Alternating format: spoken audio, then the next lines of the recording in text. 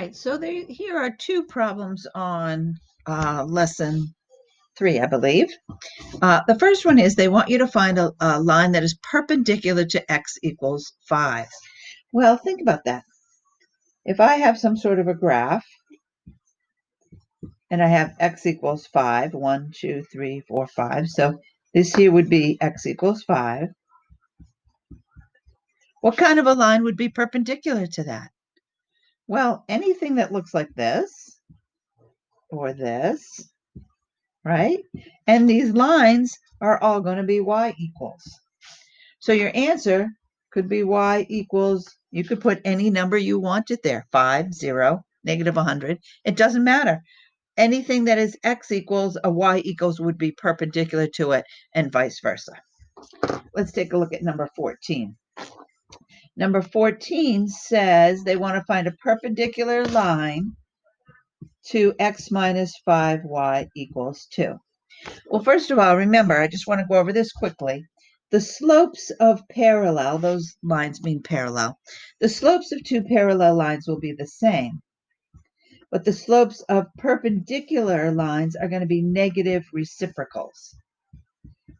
And how, instead of thinking of it as a negative reciprocal, I think of it as flip it and change the sign. That's how I think of it. Flip it and change the sign. So if I had a slope that was 2, the slope of a perpendicular line would have to be, well, I can write that as 2 over 1. So I could flip it. It would be 1/2 and then make the positive a negative. All right, so let's go back to this question in any case. So I have x minus 5y equals 2. I need to find the slope. I can't just look at this and know what the slope is. So I'm going to solve this for y and put it in slope-intercept form. And that way I can just look at it and I'll know what the slope is. So I'm going to subtract the x. I still don't have y alone, so I'm going to divide every term by negative 5. So now I have y equals, well, a negative divided by a negative is a positive. And I'm just going to put the x next to it, so it's more like it's into y equals mx plus b form. So now I know that the slope is 1/5. Well, if I want a slope of a perpendicular line, I'm going to flip this, so it'll become 5. I have to change the sign, so the positive will become negative. So I know the slope of a perpendicular line has to be minus 5.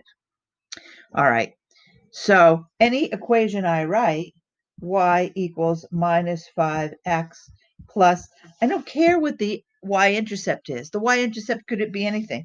It could be 12, it could be 8, it could be minus 1,000,000. I don't really care. That's not going to affect anything. What's important is that you change the 1/5 to a negative 5th, and that's what's going to make it a perpendicular line to this one. So if you have any more questions, please let me know.